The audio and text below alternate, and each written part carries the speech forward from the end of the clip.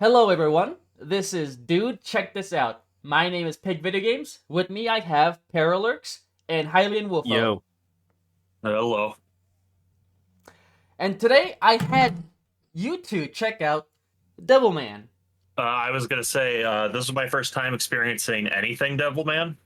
Whereas Para, you've seen stuff before, right? I had gone through Devilman Crybaby before and subsequently done a bit of research on what Devilman as a franchise was. This is my first time reading the manga. Yes, I had you two read the manga, watch Crybaby, and I also showed you the Amon Apocalypse of Devilman movie. But Wolfo, you specifically, you watched Crybaby before reading the manga. Yeah, I had always had Crybaby recommended to me back in the day, back when the internet, like Twitter and Tumblr, just would not shut up about it. And I was like, I'll get to that eventually. Uh, and hey, what? It's almost 10 years later. I'm here. When That's did Eventually Crybaby came. It came out in 2018. Okay, for some reason I thought it was 2016, but yeah, Mhm. not that far off. Now, I would like for both of you to tell me just what is your first impression of the manga, like as you were reading it. The manga, the the manga kind of has what is commonly now referred to as Chainsaw Man pacing. I don't know if Devilman is the originator of that type of pacing in manga, but it is very similar. And okay, we're gonna have some slow moments, and then we're ramping the fuck up. Then we're gonna slow down again. Then we're gonna ramp up again. Because it's a very slow for maybe zero point 0.5 seconds at the start of the manga, and then Rio's like, "Here's the exposition dump," and Yeah, then it escalates pretty quick, and then it slows down, and it goes back and forth. But it's that pacing actually always works really well for me. So I really enjoyed it all the way through. uh, And also the artwork is really great because I it's pre the 80s change into a lot of anime and manga taking the uh hyper masculine like approach to character design, but it's not 100% the old Tezuka inspired by Disney cartoon design. It's like an in between. Yeah, it's a good transitional phase. Yeah, that's a good way to phrase it.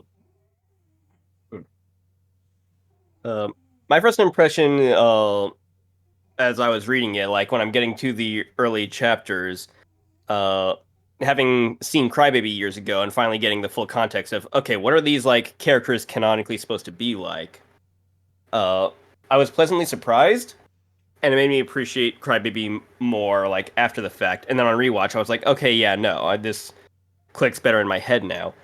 But because Crybaby is very fast paced because 10 episodes, let's get through these important bits. But having the full explanations for everything was very nice, and I do also appreciate the art style a lot.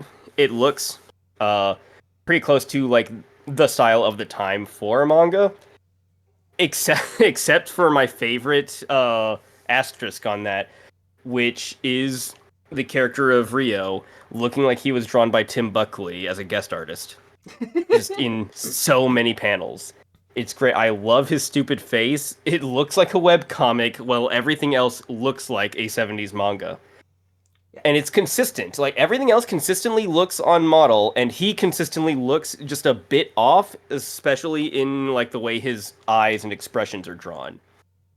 So I don't know if that's an intentional like thing to make you just feel off about the character because there's a reveal about him, Maybe, or or if it's just like I need to make this guy stand out. maybe that may be a thing. Yeah, I haven't done research to figure out what was going through the author's head at the time, other than I think I saw. I don't know if it's hard confirmed, but Devilman initially being premise-wise very similar to his previous work, but his editor's going, okay, we want you to do that again, but tone things down a bit, you know? Make it less intense, less murdery, less sex-driven. And he's like, got it, can do. And then he made it, like, way more violent and gory and all this. He ramped everything up instead, which I respect. That was my initial take on it, and then didn't really get disappointed by anything on the way, like, through it. One of my biggest surprises was like way late in the manga, where all of a sudden, the final conflict, we go from a big buildup, and I think that's part of that like pacing that Wolfo was talking about. Is with the very end, you go from, and here's the buildup to a war. Okay, here's the end of the war. It gave me a bit of whiplash for what a hard skip that was. Yeah, it's a you skip to just the end of the 5-year war. You're shown a really like well made. I was misspeaking when we talked about this the other day. It wasn't 5 years; it was 20 years. 20 years, okay. Yeah. I don't have the manga in front of me, so I can't like. I reread earlier today because I was discussing this with someone else, but I was like, oh right, that's 20 years. Yeah, just going from like where all the characters are at the end right before the war to just 20 years after, like oh, a lot happened. Yeah, everyone's dead. Well, I personally actually really appreciated the time skip because it helped make things feel, because I comparing it to Crybaby, because it having a time skip makes it feel like a natural conclusion, whereas Crybaby kind of presented it in a too short of a way. The manga, all these story decisions in the manga, I all felt like logical ways to handle that kind of context and that information. To me, like, oh, well, I want this to happen in this creative work I'm making, so I will do this. And I'm like, okay, that is a logical way to make that both believable to the reader, make sense, and also be engaging at all together. And that's part of why I really appreciate it. Really appreciated about reading it is it doesn't feel like while he's doing stuff to push the envelope, it doesn't feel like he's doing stuff to push the envelope just because he wants to see what he can get away with. Like he's the first like major mangaka to introduce eroticism in general into comics of that style. Yeah. Like, even when he's doing shonen, like Devilman is in a shonen magazine. But even when he's doing shonen, he's still allowing sexual elements to be there while not coming off as like a creepy sex pervert. Because here's the thing: you can put sexualized stuff in your work, but you need to have good execution with it. For me, because like despite me, certain Twitter artists I follow, etc., I actually really don't like seeing naked people and things when I'm watching stuff. Interesting. That's it's because I don't know, something about it. It's not as bad as when it's animated, but when I see it in movies and stuff, I always feel like someone is like getting like mistreated, like behind the scenes, because just like, oh well, you wanted publicity, so the director was a sex pervert and made you get naked. But that's really more problem with like B movies, like 70s and 80s B movies especially. Yeah. Oh yeah. But I mean, Hollywood obviously has that issue in general. Now, there are other actors and stuff who I don't feel like are being chewed up in the abuses of the system. But in animation, because it's all fictional, that's not nearly as much of a problem, whether in animation or drawings. So adding the ability to let eroticism bleed into the drawing works allows you to experiment with that kind of storytelling without it feeling exploitative in a negative way to me. Like okay, yes, tastefulness, as I say, as there's a lady who shoots like white acid out of her whole tits, but it's executed in a story well where I feel sympathetic for that character and I like that character and I want the best for that character, despite the both absurdity, shock value, and eroticism all blended together. Yeah, and That's I fair take. think Go Nagai is like very good at doing that. Yeah, he like it's been debated how much he had to hold himself back while making Devilman because of it was 1972 when it released. If he So if he held back, I mean, if he held back, he didn't hold back a lot because there's a lot. Look, yeah, not even then just like sexuality stuff, but like just like a lot of like social stuff. yeah, which is a part of I don't know how far we're gonna go into the debate about Crybaby, but that's part of what I have issues with Crybaby's depiction because I did research into the production, which What'd is you find? well, the main producer of Devilman Crybaby, uh, uh, it was animated by Masaki Yasuo's studio, and he also directed the anime himself. And there are other people who were character redesigners and wrote writing the script, but uh, Yasuo did Crybaby, aware that like Nagai probably held back for Devilman, like the original Devilman, because it was published in a shonen magazine. And he's Right. like, well, his later work was even more extreme. So I'm going to create what if Nagai sensei could have done as he pleased? He'd have gone this far. And that that's never a creative element that sits well with me. Of going, well, if the original guy could have done it, he would have done it the way I imagined he'd do it. Because I know how he is, because I'm me and I'm so smart. You Like see, that, Toriyama really wanted a big fight at the end with Android 20 and Goku. That's what he really wanted. But like then those darn editors. like there are cases where you can understand what a creator would want and like how their thought process is, but that always comes off as incredibly conceited and self-righteous in a way that I find really distasteful and egocentric.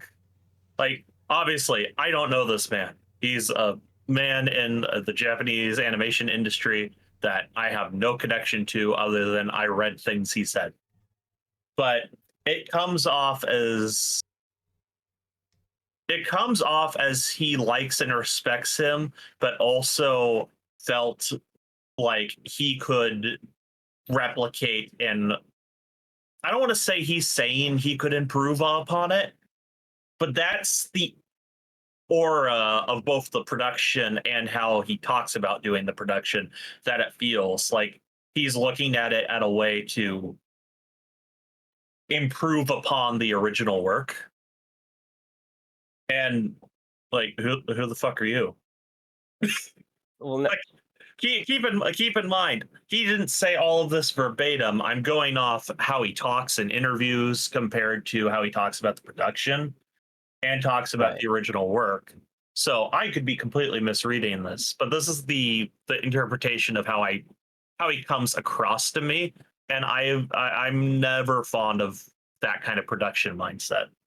And this is a Netflix anime adaptation, which does have a bit of a reputation for its heads being like, well, here's how I see this property, and this is Even what really counts, because you're going to watch my version. And even if he's a Japanese man from a Japanese animation studio working on a Japanese manga that has legendary status, like that doesn't make him immune to that kind of mentality.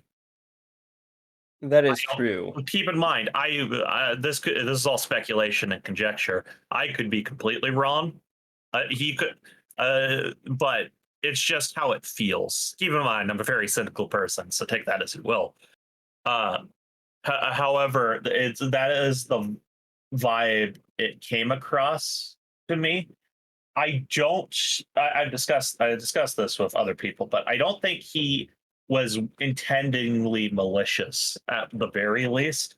I think it was well-meaning but misguided, is how I would describe his execution of the story ideas. One thing that I kind of don't want to give him credit for, though, is he knew it was going to be 10 episodes. Like, they all knew from the start. Right. They knew it was going to be God, 10. I hate that runtime. Yeah, it does. They put too much to fit in to be within just 10 episodes. So you can't be like, oh well, he only had 10 episodes, he could only do so much, when he added extra bullshit that's not in the manga that serves zero purpose. Yeah, I'm actually before I do anything else, Pig, I don't, because we are talking about this as people who just experienced the thing together in a casual conversation, but this is also a podcast, and I don't know if everyone in the audience has read this manga. Should we actually describe the things we're talking about in the story? Should we go over like the general plot? I was actually gonna say we should go through Yeah. the general story. Yeah, you're hosting. You got to wrangle us a bit. So, volume 1. Yeah. It's a superhero origin story, essentially. Yeah, more or less. It's very. I was just wanted to say it's very clearly structured after all classic superhero origin stories. Because I'm not going to necessarily say it was only American comics, but superhero comics from all over the world influenced Japan's manga industry back in the day as well. Like Sentai is directly made because Spider-Man.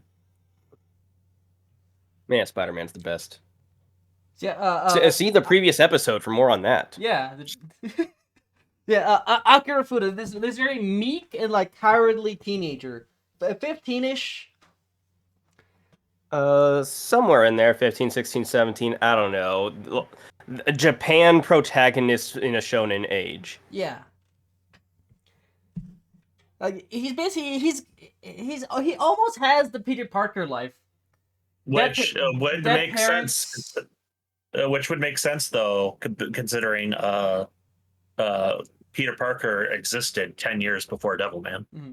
And I said 1962. I said dead parents, but I don't think his parents are dead at that point in the story. I think they're just away. So he lives in like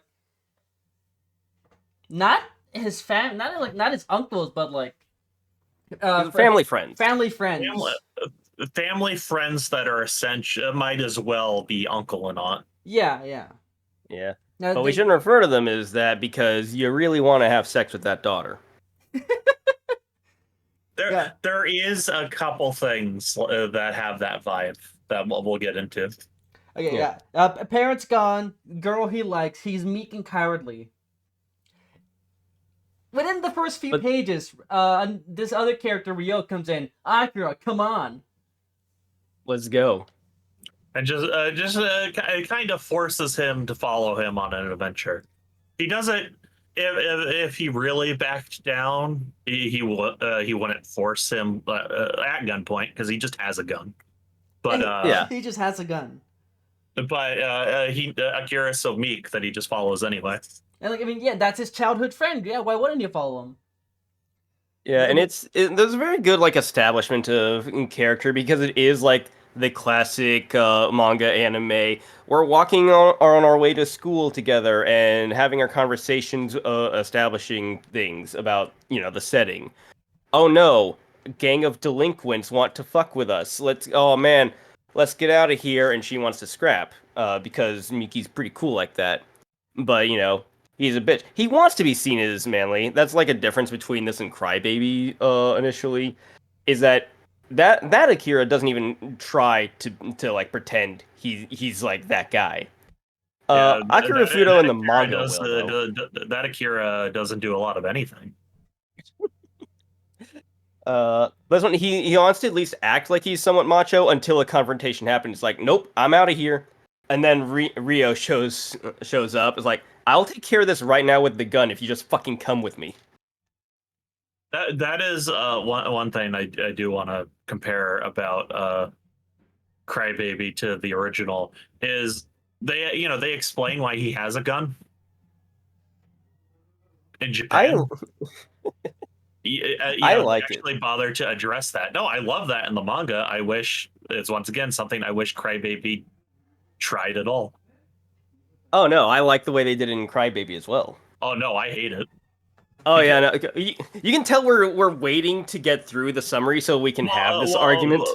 Part of my thing is these mangas are kind of companion, or not mangas. The podcasts are kind of companion pieces. I think the summary should be a little fast and loose because, I mean, we're going to sit here for 3 hours going, and then this happened.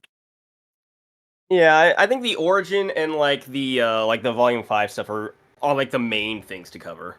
Yeah. What do you think, Pig? Yeah, basically. He's now with Rio. They talk about Rio. Basically, just talks about, oh, my dad is dead. Demons are real. Yeah, he kind of just trauma dumps on him, but is very nonchalant about it, which is the funny part. Rio makes a lot of good faces throughout the entirety of the manga. I love it. His design is so good because he's a mix between I'm a serious manga character to I am a video game webcomic character. Here, I'm gonna use some stills like this, like in the editing. Oh no, you have to show off. I know all the panels. Yeah.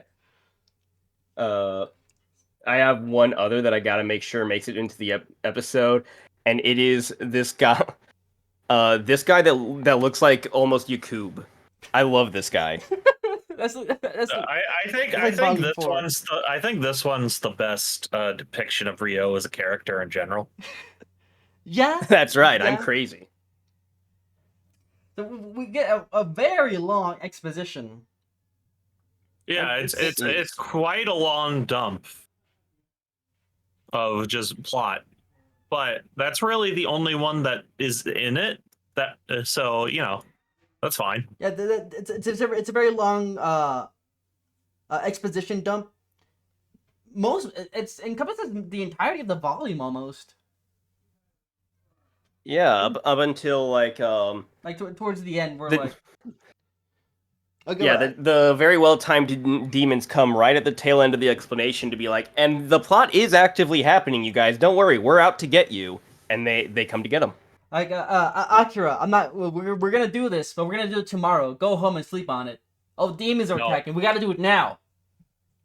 We gotta do it now. Suddenly, there's a house party. I love this because it makes no sense whatsoever. Rio just has a 120 people rave in his house with booze and drugs in his basement with only one entrance or exit that is sealed unless you are Rio, who is the only person who knows how to activate the secret wall thing. Which, considering he's basically sacrificing all of them, they're very stupid for following in there, but they're all drugged and high, so It's so fun. I just love it. And now this is here. Party time. And so through the combination of drugs, alcohol, the threat to his life, Akira fuses with the demon Amon and becomes Devilman. Yeah, the core thesis statement that starts there and continues for the rest of the manga is despite him fusing with a demon, Akira's heart is strong enough that he's able to keep his humanity and, be able to power through and still fight to protect humans and other people he cares about, even though for all intents and purposes, he is a demon. It is one of the classic uh manga stories of, yeah, there's this whole like, world concerning plot going on here, but the story is these two guys. I love it's these two guys story. I enjoy what I've seen of like classic Gundam. I enjoy Devilman. I enjoy Berserk. Look, it's these two guys. The bit I've seen of Legend of the Galactic Heroes. It's always a fun setup, and how strong like the world building or power system or whatever happens to be going on is, it always has to be complementary to that story of, but what are they doing though? And it will be a story of these two guys for the next 2 volumes out of 5. So, to just talk about it for a moment, though. Yeah. I like to focus on it. So, the Devilman, right? Yeah. Devilman, despite its very bleak ending, is a thing that is incredibly optimistic. Despite that, and it believes in the heart of humanity and the ability for people, even when we become horrible people or are driven to do horrible things by our irrational sides, deep down, humanity has a good heart deep down. Just the idea that Devilmen are a thing within the setting is proof of that. And that's part of what I really, really liked about the original. And to me, I feel like Crybaby somehow took the opposite conclusion and is significantly more nihilistic and like everyone's shitty, but while doesn't really have anything to say of its own. And because I want to get into it with this, because like the Devilman, as horrible things happen to people, it never feels like it's trying to be horrible or edgy for the sake of being horrible and edgy, while having something to say and has a positive message deep down. Whereas I feel like Crybaby is thus very surface level interpretation of that material to me. And I feel like that's just able to be depicted based on the different fates of different characters, and how even though there are many characters who don't deserve to die, who die horribly, even in the original manga, the Crybaby version is just like so unnecessarily mean-spirited to these same characters. And then they add new characters to the series in Crybaby just to be extra mean to them for really no reason. Yeah, even though like we're clearly like not on the same page on like overall like how good a version of Devilman it is, I can definitely agree that there's times when Crybaby is just trying to make you feel bad for the sake of it, just to be like, haha, I made you feel something. I'm like, yeah, you did. That's true. It's the same mentality that leads to, like, I don't know, a lot of the narrative writing decisions felt very similar to comparisons to really bad reboots of things. Like, I compared it when I was watching it. It felt like at moments I felt like, oh yeah, this is DMC the DMC. Alternatively, there are a lot of elements to that degree. Not the, it's here's the thing. Overall, Devilman Crybaby isn't terrible, but there's a lot of just nasty mean-spiritedness that feels like it came right out of 7th gen American, or in the case of Lords of Shadow, which also I thought of, and technically DMC the DMC is British, but like both British, like just Western. We are looking at this Japanese thing with scorn and nihilistic mockery. But that's the part that I don't think Devilman Crybaby is intentionally that, because the people who made it one, are from the home country of the original manga, and two, seem to care about it to a degree that is significantly compared to like other bad like adaptations of things. So I think it's more misguided, I want to say. But the part where uh the extended sequence of like them going after Miki in Crybaby Yeah. is just so much more unnecessarily over the top. And keep in mind, I'm not someone who's like an adaptation has to be 1-to-1, but like the core spirit of the original should still be there. And I feel like it's not there in Crybaby, and that frustrates me. And keep in mind, I watched Crybaby first, and I still had issues with it, even though I was like, well, I liked that. And then I read the manga, and then my opinion on Crybaby ended up souring because of that. Yeah. With me, as far as like that as an adaptation goes, I enjoy it for what it is, but after I read the manga and did the rewatch, it clicked in my head more of, okay, these are comically exaggerated, like almost caricatures of the original 70s characters. And I'm going to like just interpret the entire show through that lens of this is that, but like with all these elements and these character traits like cranked up to 11. And that's not to say that they took out all nuance and there's no slow moments where they can be introspective or whatever, but like that is the general vibe that they were going for. We're going to crank up how much of a goody two shoes crybaby Akira is. We're going to crank up what a comically capable and resource having guy Rio is. We're gonna crank up how violent and sexual we can make these visuals, etc., etc.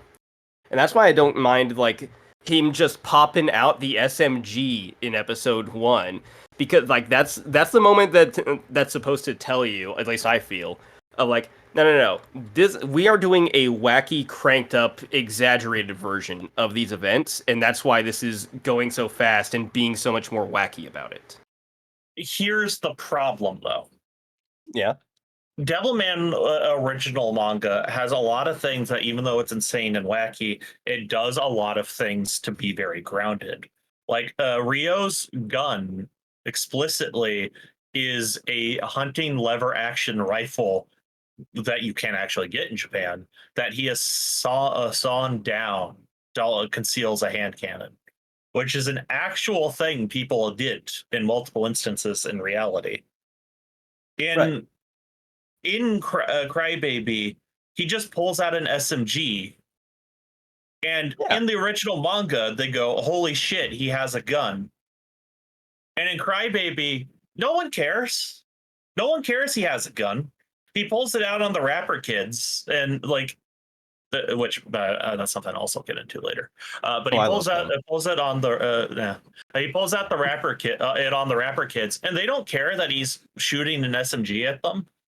Like they're just like, "Hey man, cut it out." Quit fucking up the docks or whatever. And I'm like, he's that like that immediately was like, oh. And then later on, the amount of guns that characters have in general was completely baffling, that there was no explanation. And then I realized the explanation, because there is an explanation, and it made me more upset. You remember how there's the monk with the 5 watches who gets eaten? Yeah, He yeah, had yeah. he He had had a a gun gun collection. collection. Yeah. And that gun collection somehow spread throughout the entirety of Japan. Like, it's when the manga is trying to be relatively grounded while having the absurd shit happening, there's a who cares, fuck it mentality of the crybaby that is infuriating to me. As you've been talking about this, I've been thinking, do you think the biggest issue is like tone?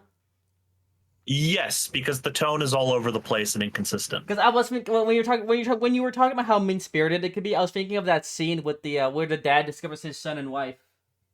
Yeah, that's just completely unnecessary, other than it's supposed to make you feel bad. Yeah, That's God. I was thinking of that moment, but also the one where, like, that very heartfelt moment where on his way to see Rio, he sees people just actually being stoned out in the streets and gets in between it to stop it. And through, like, his not fighting back and his pleas and him crying, he got everyone to calm down, and they were just, like, hugging him and thanking him for, like, snapping them out of their bullshit. And I'm like, that's a good moment. This feels good, and it feels in line with a lot of the things that Devilman Yeah. can be and is about. And then they cut it short with Trackstar Fuckface showing up to transform because something has to happen that makes Akira go, I should turn around and go check on Miki. One, that doesn't logically make sense for that to make him go, I should go check on Miki, is just getting, taking some hits from demons. That doesn't negate his decision to go confront Rio. And two, it feels like it was just there to cut short this good moment and make you feel, aha, you shouldn't feel too comfortable. It was there to be mean spirited, and this is something I want to compare about the original. In the original, you guys compared his origin story to a classic superhero origin story, and I completely agree. And then in the original, he continues to save people and do things that a hero would do. Yeah. There is a significant stretch of Crybaby where Akira does nothing. This is a show called Devilman. And Devilman does nothing as we focus so much time on characters that don't matter and also don't accomplish anything. There is a significant point of this show where Akira might as well not have devil powers because he doesn't do anything. Like there's this like the first time he does something in a while in those 10 episodes is the crying scene that they immediately undercut. Like it's just frustrating because they stuff so much unnecessary shit into a thing they knew they only had 10 episodes to do, and so they did not build up properly to the conclusion of fuck everyone dies, so it feels completely unearned, like like like the track stuff. Yeah. That is all entirely tied to be new for Crybaby, and it has no payoff. It's just there as, like, This is a way different. to visually theme, like, certain moments. Of, like, everyone passing the baton, but Rio never takes it because he ain't like us or whatever. Like, it is there to dress up certain visuals and certain scenes and give them, like, a unique little context, but it doesn't serve a whole lot to the narrative, but it does take time away from what we could have been doing. There needed to be, like, one or two more episodes, like, around the middle, where there was more of Devilman fighting demons that he just found around, like he did in the manga, and have a couple more flashbacks to establish his and Rio's friendship beyond just, well, we met when we were little because I found him. Like, cut the track stuff entirely, and you have room for that. You don't need more than 10 episodes if you put the things that are in the series in the show. Like, you could do Devilman in 10 episodes if you don't add unnecessary nonsense bullshit to fill the gaps and to fill the time. Like, oh no, we got to spend a minute having the rapper kids talk every episode. And okay, this is what I wanted to get into as well. Is You don't like the rapper this, kids? well, let me get into this. The 1970s scenario is the setting of the original manga. Despite that, it feels timeless. It doesn't have to be the 70s to me, the original manga, despite that being the setting. The Crybaby wanted you to explicitly understand it is based in the 21st century. It is modern day. Yeah. And while the original manga uses stereotypical Japanese bully delinquents, specifically they wanted to hire professional rappers to do the extended rap sequences to be the narrator throughout the series. The director did this because, quote, rappers are the people who speak what's on their minds today, which I'm going to cynically translate as kids like the hip hop. And then he cited that his inspiration for going about the good side and the bad sides of humanity, using 21st century stuff, is, quote, people are a lot more connected for good and bad. On the bad side, he cited people getting shot over a video game, police brutality towards African Americans, the Okay. rise of nationalism in politics, and problems being blamed on foreigners. On the good side, he mentioned people coming out as LGBT through social media and a greater, quote, acceptance of different opinions and lifestyles.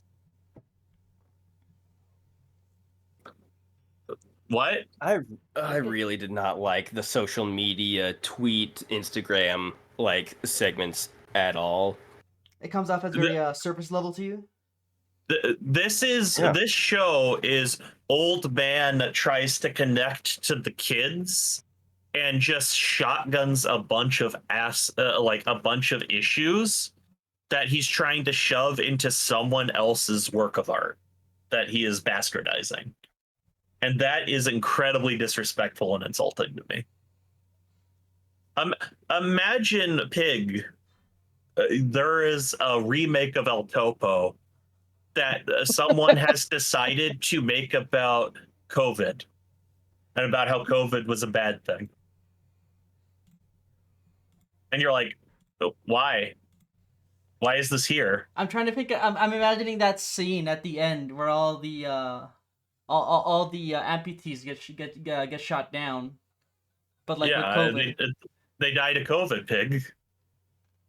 And it's like, what did this add? What did this change? Why did you do this? So like the social change, social media stuff, like I'm with you that there is like an unrealistic portrayal of it that is honestly kind of annoying and takes me out of it a bit. I did not like that. I don't, because logically there's no reason why people the world over are all paying attention to a Japanese high school track star's fucking Instagram post about her friend the Devilman. Yeah. I was about to bring that up. We're like, yeah, she That has a is lot of followers. Wow. she's got some fucking like, oh yeah, she took like some slightly racy pictures in a swimsuit or something because of journalist man who cares. That is not going to get you attention worldwide. Also, why? That's another thing of, but why though? Other than we wanted to be edgy. Like, instead of wanting to be edgy, you could, make Rio feel like a character because he's not in Crybaby. You could cut Rio almost out of every scene he's in, and it doesn't change anything in Crybaby when he is so integral to the plot in the original. Also, they change random things where instead of it being the person who he thinks is his dad, before he realizes he's not actually Rio and he's Lucifer. Spoilers. Yeah. The person he thinks is his dad died. In the new one, it's a guy I knew. It's just a guy I knew. I'm also a high schooler, but for some reason, I'm an archaeologist with amount of plot and like deal, and I have a talk show. I have a talk show where I am interviewing people every day. Well, he's not a high schooler. He's a university professor at the age of like 17 or something, because he's just that good. But going back to your criticisms of the other stuff, I'm not done. Okay, yeah, okay. All right. Okay, yeah, Fucking, I'll go through the whole list after then. Go for it. Keep going. Rio is 17, somehow a university professor, archaeologist expert who gets to do all of that. And he's like, everyone cares what he has to say. Like, I'm sorry. If an archaeologist came on TV, would you give a shit? Like, like archaeology is great, but that's a very niche interest for people. Like, that's not something that he should have tons of publicity over. And based on his other comments, I feel like the director was like, I'm gonna make a commentary about the sensationalism of media hosts. And it's like, but why? Why do it this way? It's just, it's another change that's needless and frustrating to me because the original executed it so much better already. But plus, even just comparing Rio and Akira, their visual designs no longer mirroring each other is also a bizarre Yeah, thing. that was one of the bigger things you had brought up. While I'm on the cynical train, I am going to say the entire reason they look so different is entirely because they wanted to pander into the yaoi shipping. That is entirely why that is, because they made Rio Uwu soft boy with a shitty bowl cut. I hate And his then bowl cut so much. they made Akira's design looking physically like Devilman but a human isn't Yeah. a bad idea. The problem is he's supposed to mimic Rio. So if Rio also looked weird like that, but like he was like, I don't know, Lucifer looking, that wouldn't be that bad to me. But the fact they're so different and they're specifically the opposites of stereotypical yaoi shipping, which there's explicitly a gay, not even undertone, I'd say overtone between the two. There's a bit of a gay subplot. Well, that's the that's the weird thing is that it feels like certain parts wanted to be a little bit gayer, but they took out the part where Satan Blade looks to the not camera, but I guess the artist, the reader in the manga, and says, "Yes, a part of my plan going a bit off was when I fell romantically in love with Akira Fudo because I'm a hermaphrodite and want to sex that boy." That is one of the biggest things in all of Devilman, and it's not really touched upon in Crybaby at all. Yeah, I don't even get that tone in their interactions until the very last part, which is like a faithful recreation. But the tone of like how he's talking to Akira at the very, very end makes me feel, oh, okay, now it's there. I'm feeling it here specifically at the very end when it was supposed to be brought up way earlier. But Para, you know what's more important than the core thesis of the entire series? Akira didn't show up to track practice. Yeah. It's you see why I'm frustrated. Yeah. Now that you like explained it the way you do, like, okay, oh, I get what you mean now. Like, oh yeah, you pointed at the holes to me. Now I see the holes. What if Darth Vader revealed he was Luke's father during the ending of Episode 6? But then they didn't tell me where he got his boots. Yeah. But, you know, it's just... Also, this is a side tangent, but I really laughed when he revealed, talking about I fell in love with him because I'm a hermaphrodite in the manga. Because I'm like, I know...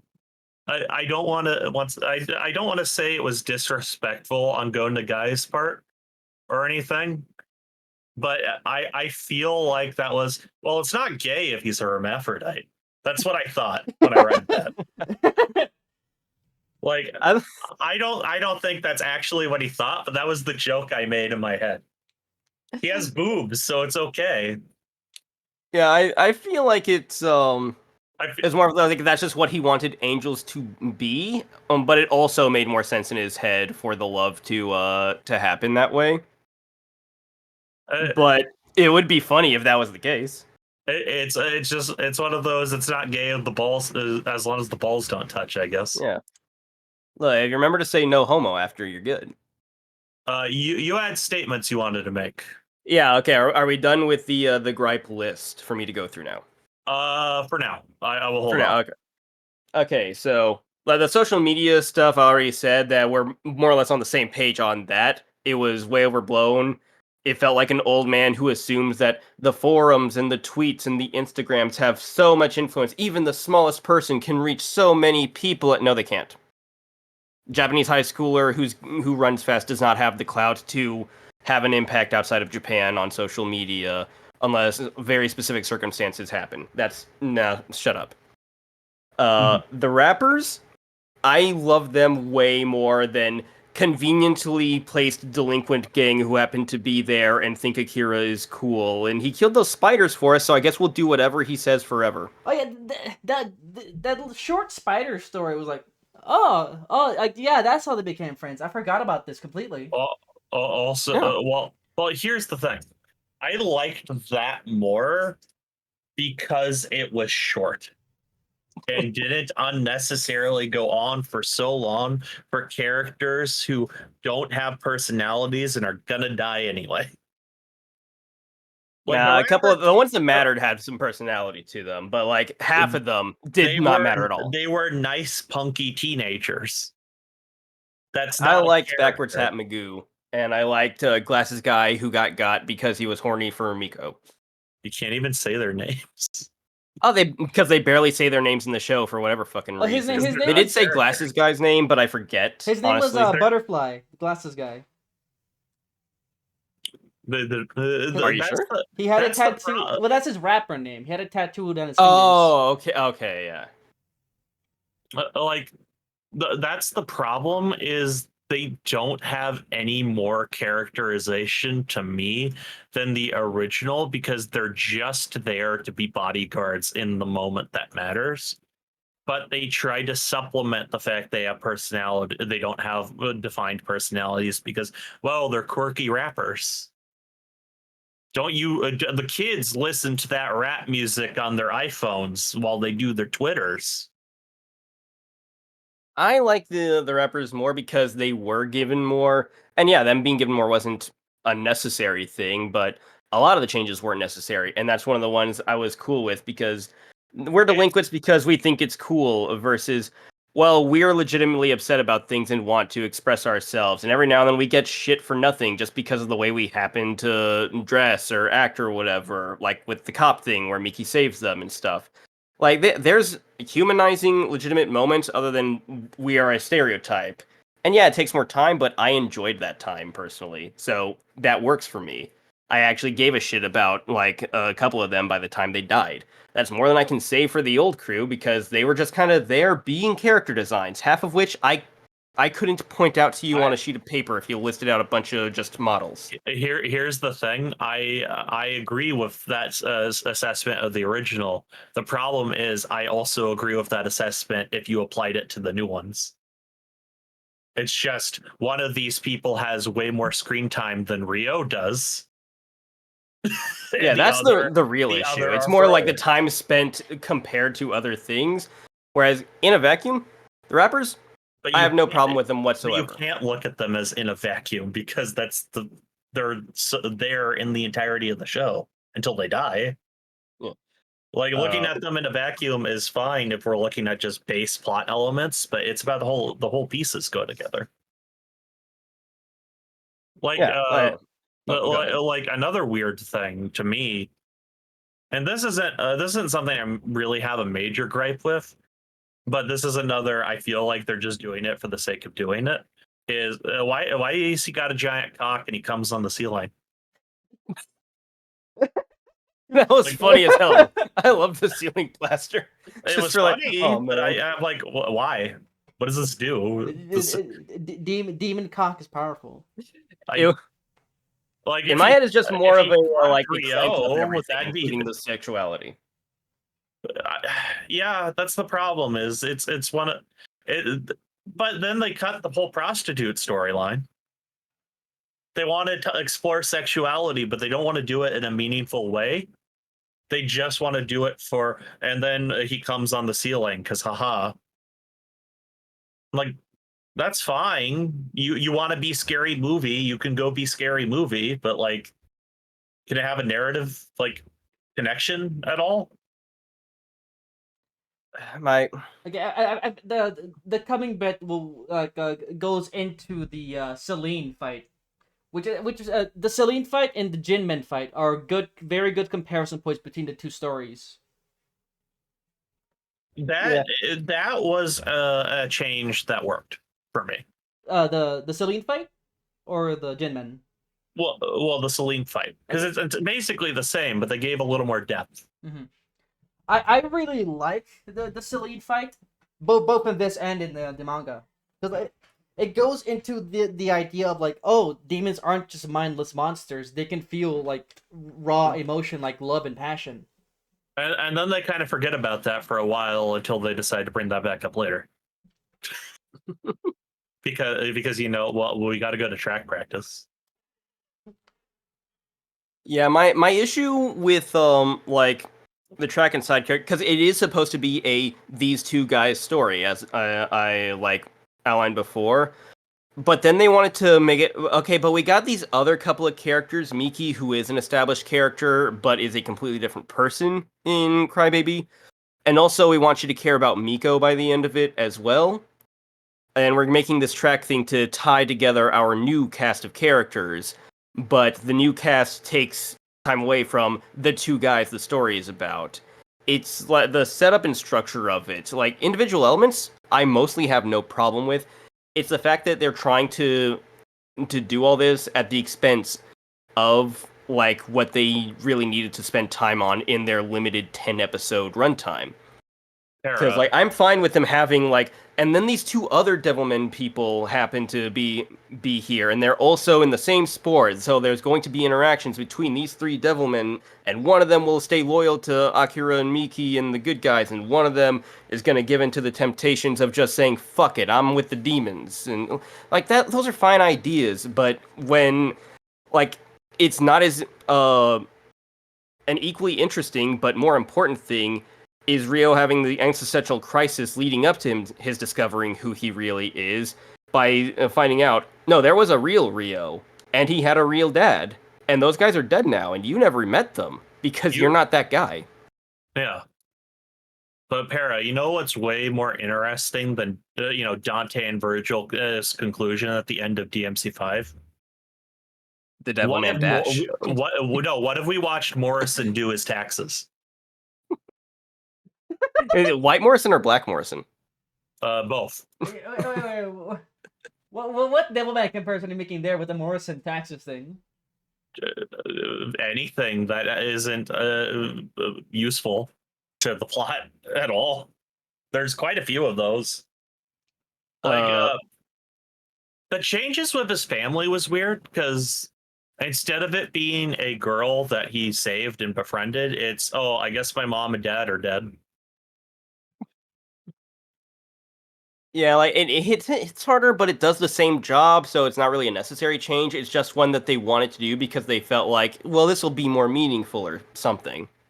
The problem is it would hit harder if I knew anything about his parents, really, and I don't. Like, I feel bad because I like Akira, but like at the same time, I didn't know anything about that kid either, so I'm gonna put them on roughly equal footing because that kid was introduced to die. That is the most born to die child that's been in manga. Yeah, he's the Jinmen part comparison where like Jinmen takes the body and soul of the little girl that's introduced within that volume versus taking his mom. But the problem for that is while both of those are very fast and loose with the introduction and then death, one of those is a character I should care about more, which being the people who have close, direct familial ties to the protagonist. But I care about equally because I don't know them very well either. Like I would like care, but they didn't do they don't do anything to endear. So it just feels like, oh well, they bought him those shoes, man. They buy him shoes. Which, I did like the shoes, but that's really all they did. That's all they had to emotionally connect me to them. Well, there's emotional connection with the dad because of the whole Bonito Flakes bit. That is one of the moments I really enjoyed. And like, here's the thing: I'm completely fine with non-conventional depictions of masculinity and showing the emotional sides of like as a man. But the fact he cries all the time is kind of just like I don't know. It doesn't really do. It feels like they were like, "What if he did this?" Which is indicative of that entire series. I'm sorry, by the way, Piggy. I think you're gonna have to like subsect. This is the Devil May Cry baby. There. Devilman Crybaby. Oh, yeah, this is going to be like an editing thing that will be very fun for you, I'm sure. Oh yeah, I'll figure it out. Don't worry. Yeah, But don't worry. Just make sure you get the parts where I say that Wolfo and his opinions are dumb and wrong and smell bad. you agree with a lot of them. You just don't feel that as negatively towards the overall product. Oh yeah, only some stuff I like. In all seriousness, only like half of them I think like are like hard disagreements, and some of them I'm like, yeah, like it's not even a super unfair take. It's just nah. I feel like some of this was just kind of the point of them because it's not the same character. It isn't the same characters. It's not the same universe. It is like we're going to do because if they were just going to adapt Devilman again, I have multiple versions of that I could go watch that are like more faithful things. I can appreciate that, like, oh well, we have this limited time and we want to do something different. Let's crank this shit up. Let's make this guy even meeker. Let's make Rio comically like resourceful and influential. Let's try to make Miki a real character outside of boy, I sure am horny for Akira. I want that dick so bad. These are all fine ideas, and I like them saying, let's just crank the tone to 11 and see how hard we can go with the material that we have. I'm fine with all of this, but, like, I'm fine yeah, with that has to come at the sacrifice of things. I am also fine with those ideas on paper. I find the execution incredibly lacking. And the thing that bothers me, though, is that it would be less frustrating to me if this wasn't the only Devilman thing that a lot of people outside of Japan or anime like communities know. Like there is a significant portion of the population that goes Devilman. Oh yeah, Devilman Crybaby was good. That was a terrible ending though, and that's all they know about Devilman, and that's sad to me. I don't know the general consensus at the time of the ending of Crybaby. I'm sure some people were just upset because ending sad, but the ending was actually like probably the most faithful part of the whole thing. Well, the problem is it wasn't well transitioned into, unlike the manga. So like a lot of people were just confused and upset by the ending. I did research into that. Okay. Like Devil May Cry Baby received firm, like complete critical, like absolute praise and adoration from like critical side of stuff from like publications, but a lot of the fan community of Devilman seemed really, really split on it. It seemed either this was a really bad adaptation in a lot of ways, but at least we have something Devilman related, towards it's good, but I don't like how they transition into the ending. And then the general populations was, well, that was sad and that ending was weird, but I liked it. But it's not the same story. And it's sad to me that it's something people will think of and think instead of thinking about the original author's vision. Which is why I like if Devilman had already had a very well done curate anime that you could watch easily, then it would be less sad to me that that is the final product.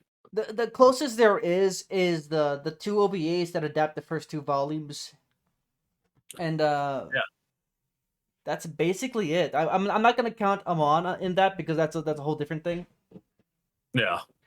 And We haven't talked about Amon at all. I love that yeah, shit so much. I actually want to like transition into that with this. In my reread, I actually I turned around on Mickey a lot because like initially I was my father and her well she's just there to be the girl who likes Akira, but after rereading it I'm like no there's more to her. She's more than just a girl who likes Akira and Akira likes back. A lot of the heart and soul in Devilman lies in Mickey. Like because it's directly inspired by it, obviously. Amiki is a lot comparable to not Kyrie, Kyrie and Devil May Cry 4 and 5, where she's Okay. very nothing as a character, she other than she's a good person who's nice and sweet Mhm. in the Devil May Cry, but she exists to tie Nero to humanity as someone he Yes. loves and cares about, and that's fine. She doesn't need to be more than that, as long as that connection feels legitimate and real, and it does. And when she He is dies, more, when yeah, she that pushes dies her in over the edge. her very famous iconic death, Mhm. that connection is just severed. Like that is the turning point. That is the what's it called? Point of no return. Yeah. That is the point of no return for Akira's character. And yeah, that's when he just starts openly killing humans, saying they're the real demons, which I love. I love that. I did like that in both the original and Well, in the Crybaby. no, it was when he saw the parents' corpses. That's when he first killed humans. Well, yeah, in the manga. Yeah, in the manga, I should have clarified. Well, yeah, because he does things in the manga. He was doing things at the same point. It's just instead of going to save the parents because they'd written them to already be dead, it's just supposed to be a confrontation with Rio, and it's one of my biggest like actual plot problems. Which is we like I described the heartfelt moment that's cut shortly abrupt because we want to have track boy McFuckface like poke a hole in him and have the demons jump him. And then we get Xenon, the other strongest demon other than Amon. He shows up for all of 12 seconds to smack down Akira. And after he gets out of that scrap, instead of saying, "All right, I need to recover before I fucking confront Rio because I've taken some damage," or anything like that has direct logic with what's just happened, he just says, "I gotta go get to Miki," because he read the script and knows that the chase is happening right now. That That's one of scene my has to biggest like happen. actual plot problems. Yeah, most of the plot is fine because it's just the original, except for the weird execution side stuff. And Yeah. then they couldn't connect back to the original with that. Oh, shout outs on a positive. No, I'm sure we can all agree. Yo, that soundtrack was really fucking good for Crybaby. I The love music, that the music. music for that and the Amon OVA that Pick had us watch was very good. Very, very good. So the And Amon movie, uh, it is based off a spin-off manga that cuts into after Mickey dies to before the start of the war. And then it is the short story of what if Amon took over Akira's body at his lowest point. It's Throughout yeah, metal as fuck. throughout the story, we hear about Amon. Very like occasionally we hear about Amon. they talk about Amon a lot, but they don't. He Yeah. doesn't do much. He's Like not a outside, character. He he kind of exists a little bit as a plot MacGuffin for Akira to have the demon that is the strongest, most powerful, coolest demon. mhm. And that's not necessarily a bad thing, but obviously you should have mysteries within your story if you want to, that's fine. But I was curious about him, so it's neat to see this little OVA that goes, here's a little bit about him, even if it's not from the original manga artist. It's from someone he gave a blessing to continue. Like we always hear like, oh, Amon is like the he's the biggest guy. He's like the biggest demon, biggest strongest demon. Which in turn makes Akira a big deal to the demons, and also serves Right. A purpose in Satan's plot. I'll have the strongest demon take his body. He'll keep his heart because he keeps his heart because Because it's he's him, Akira. basically. Yeah, he's built different. And so that will allow Akira to survive the whole ordeal. That is Amon's purpose as a narrative MacGuffin. So we get this cool, edgy 2000s edgy OVA of what if Amon came out, took over his body at his lowest point, and they have this conflict. They have this conflict. Of, okay, we're gonna fight. Whoever wins takes over, and we go on from there. It is very of the time in the best way because I love late 90s, early 2000s edgy grunge aesthetic. I love the way that like soundtracks were being made at that time. This is clearly an edgy property to adapt. And the animation studio, one, like the art direction and character designs look very Hajime no Ippo, which made me smile. Uh, but much edgier. But also you can tell that like the influence that Dragon Ball Z had on just like the way fights were animated in the 90s and 2000s a lot because they are just doing like key blast barrages and like similar aerial combat where you end your move by slamming the other guy into a building or through a mountain or something.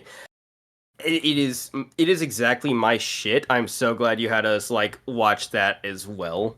It really, really reminded me of the Part 3 OVA of JoJo, where they just did an OVA of Part 3, and the Dio Jotaro fight is somewhat the original manga fight, but is also a Dragon Ball fight, and that's fine. I Yeah. like it. Amon even I throws a train in this.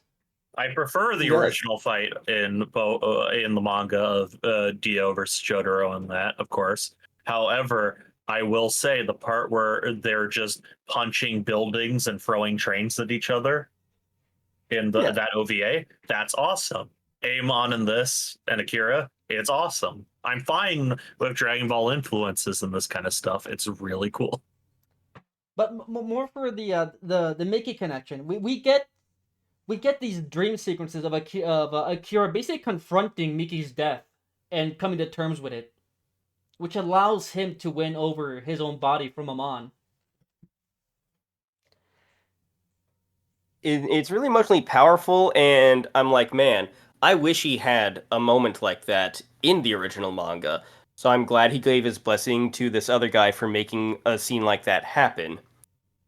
Uh, and it also serves as because there always has to be an emotional catharsis moment to give you your big power up to beat the bad guy. I love that trope, and man, it leads into such a good beatdown. The most "you can't touch me." No, actually, you can't touch me. Try, and he can't. that's the thing. He just looks at the fist and it stops. Uh, unless you guys had more to say about that, I thought that would be a good transition into both talking about the ending, your thoughts on the ending, and that universal connection thing we talked about. Oh yeah, I did want to bring that up too because we hadn't touched on it at all. But I feel like Pig, you're talking hosting. about What do it. you want? I feel like talking about it after the ending would make the most logical sense. But what do you think, Vic? Yeah. So, after the death of Mickey, Akira's just his soul is basically just like crushed. He still has his heart, but he doesn't believe he's lost that connection to humanity in general. So while he still has a kind heart, he's more focused on the people he still has left close to him, which would be the devil, the other devil men, as he refers to them, people who have become demons but still have human hearts. And he wants to protect them, which is completely understandable. And so, Also, a slight aside, Miki's death, while it was still really well executed, and it's more mean spirited in my opinion than Crybaby, but still well executed. That was something I was completely spoiled on. So I went. Oh, I like the shit on Tumblr back in the day. Someone that just sucks. wanted to shill Crybaby, so they just posted onto the dashboard the entire Miki death scene from Crybaby in its entirety, unedited. wow. Oh, that I hope So they get fleas on their crotch. Fuck I that saw person. that without any context for the show, and I was like, "Well, this seems fucked." And then I moved on because I was like, "I'll watch it later." And then I watched Crybaby and Miki's introduced. I'm like, "Okay, so which episode does she die?" That sucks. Which, to be fair, I still liked Miki. I still felt sad when she died, but it probably lessened the impact. A little bit. I think I like original Miki more, but just due to like the well done presentation, it felt like the Crybaby Miki death kind of hit me harder because it was just well executed. I will agree with that 100%.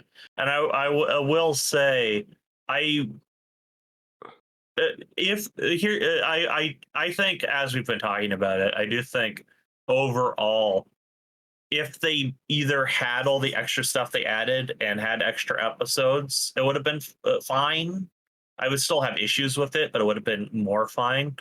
Or have the extra stuff that's main plot important that you needed while cutting the other stuff. And it's in this weird in between where I won't say the entire thing's terrible, but I will say it is very flawed in ways that I do not appreciate.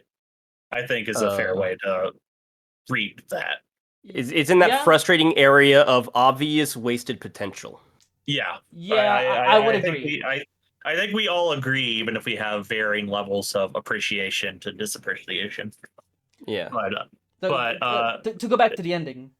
yeah, I was gonna say his heart's crushed, and humanity is just that open war with both itself and demons. And so we have a montage of 20 years of the worst war possible. 20-year war. Keep in mind, this was made still during Cold War era. Yeah, early 70s, So 73 or So 4. it's very clearly referencing and acknowledging the Cold War era tensions that still exist to this day. Honestly, They exist, but they're a bit different. And we talked about it as a flash forward, but like the nuke stuff was actually before Miki's death and the time skip. Like immediately after Rio exposes Akira and talks about what Devilmen are on like worldwide TV, within a day nukes are launched between nations. Like that's how intense it got, how fast it got. So like that pacing is like totally fine and canon to the stuff.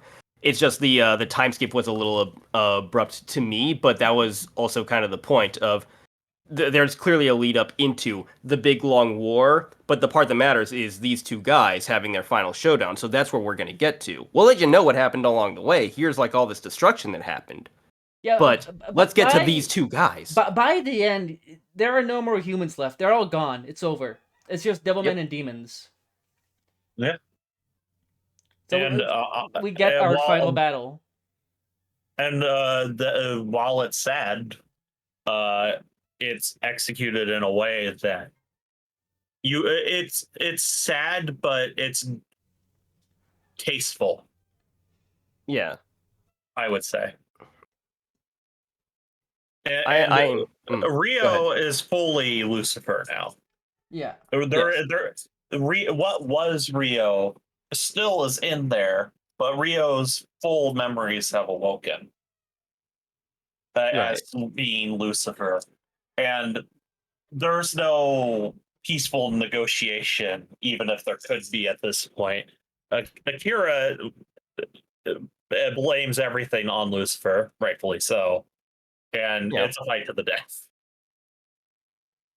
I am a big spite enjoyer and appreciator, and that's what the war is at that point, because the war is the war to save humanity, and 20 years go by, and the humans are all gone.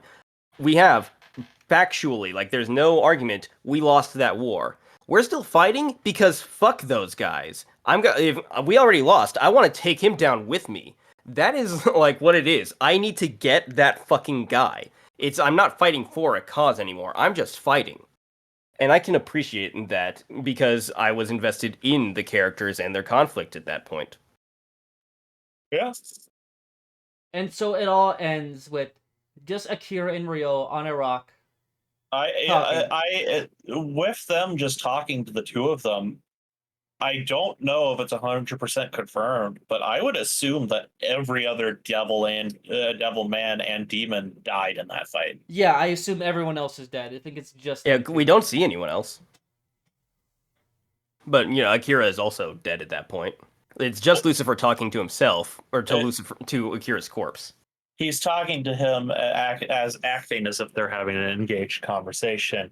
Meanwhile, when you look at the full like panel pull zoom like all the way out, you see he's laying down, looking over to Akira, talking to a very dry, cut in half corpse. Yeah. Like it just he's dead. He is very obviously dead.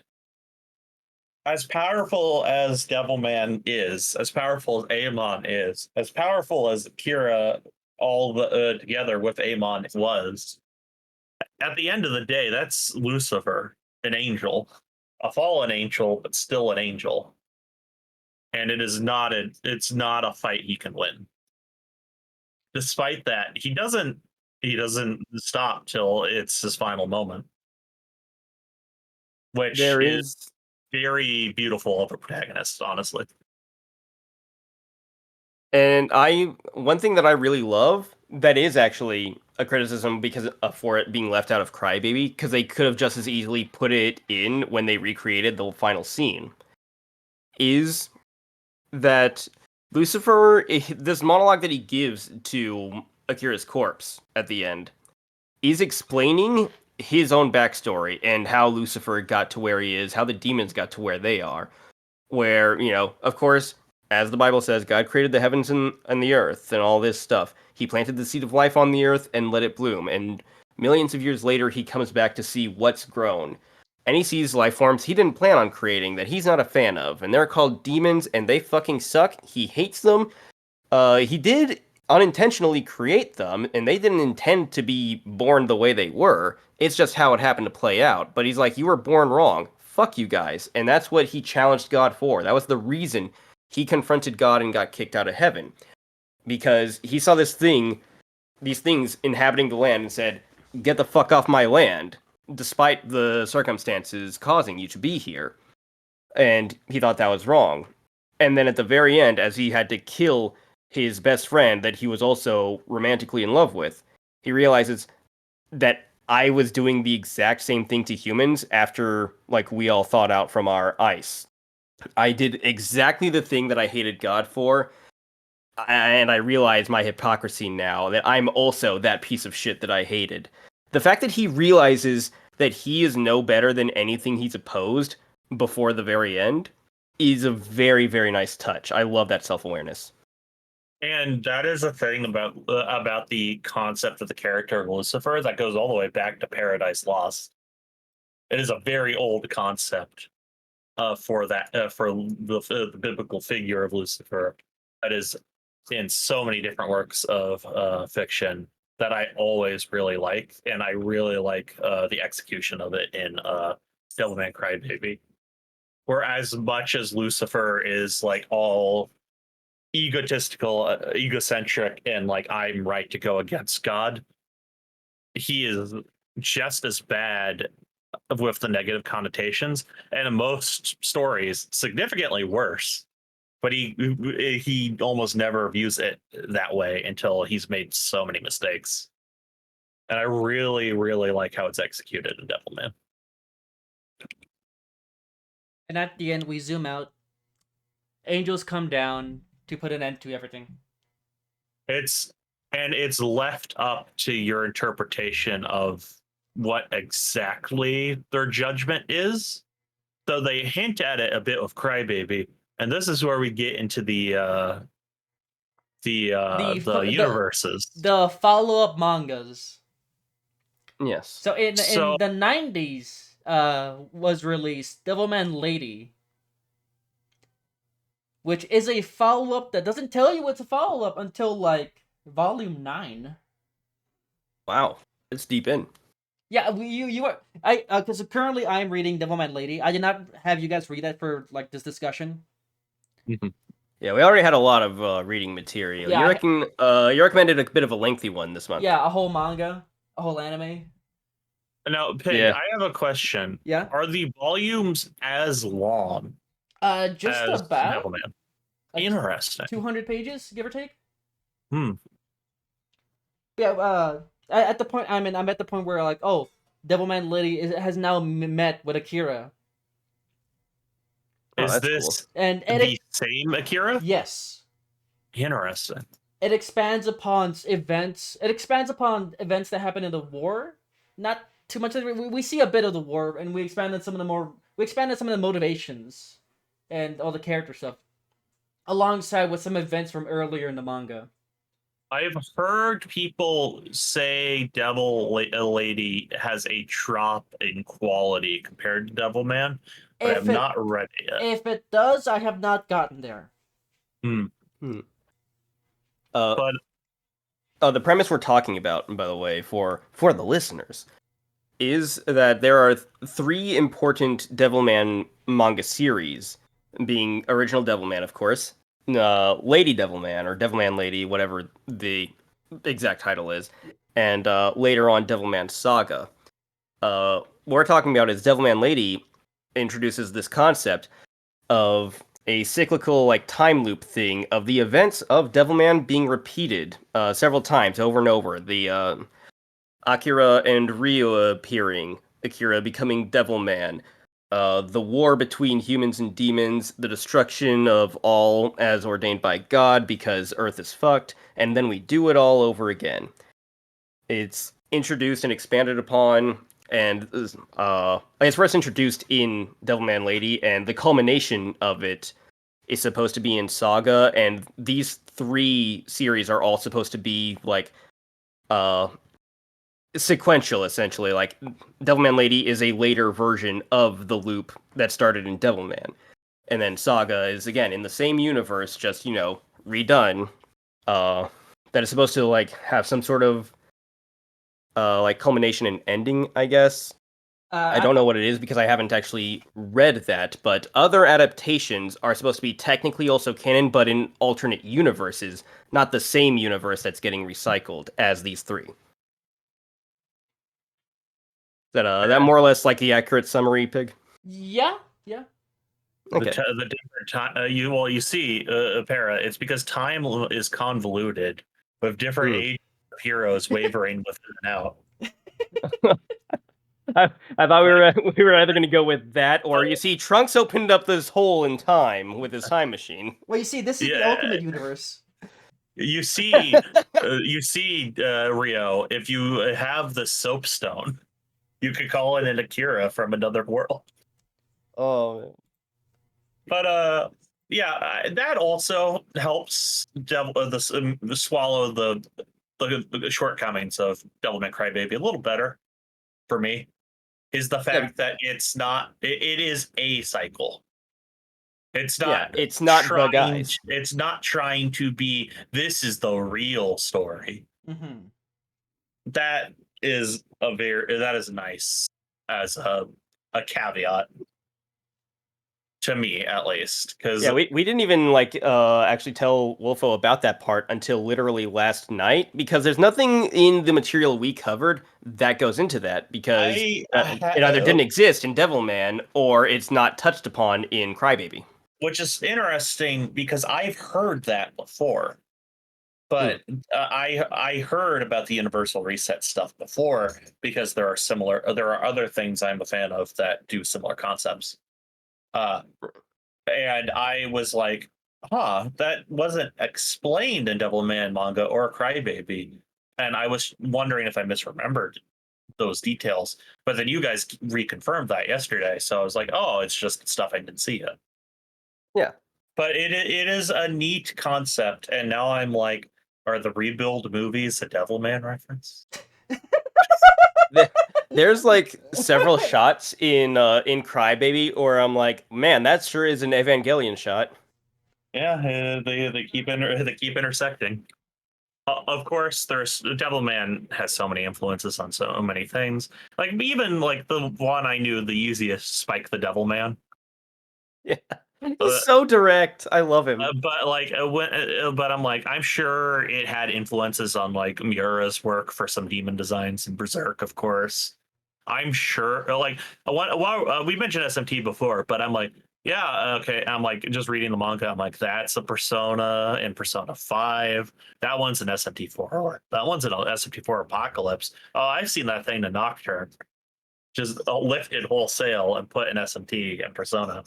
as character designs. And it's just like, oh, yeah, this is This honestly, is the it's just source. the Devilman is required reading if you're a fan of Japanese material.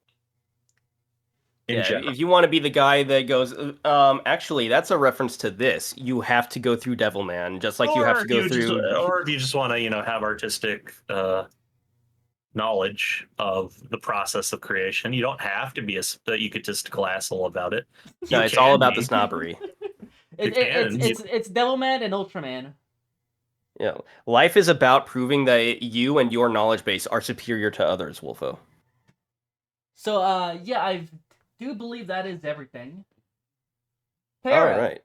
what Yeah. do you got for me? Well, first off, the announcement: Wolfo is banned from the next episode. We're going back to the 2-man setup for the next one. We'll probably rope him into something later, but this is back to these two guys as we've covered recently. This is a these two guys podcast next time. Yeah, I have a track meet I have to go to. It's true. So, Pig, we've discussed before how you have not played certain video games. So I'm going to have you go through